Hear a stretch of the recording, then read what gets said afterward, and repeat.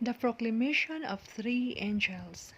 Then I saw another angel flying directly overhead, with an eternal gospel to proclaim to those who dwell on earth, to every nation and tribe and language and people.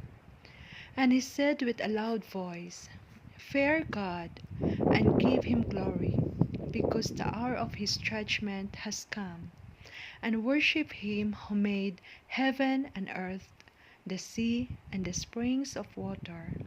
Revelation chapter 14, verse 6 to 7.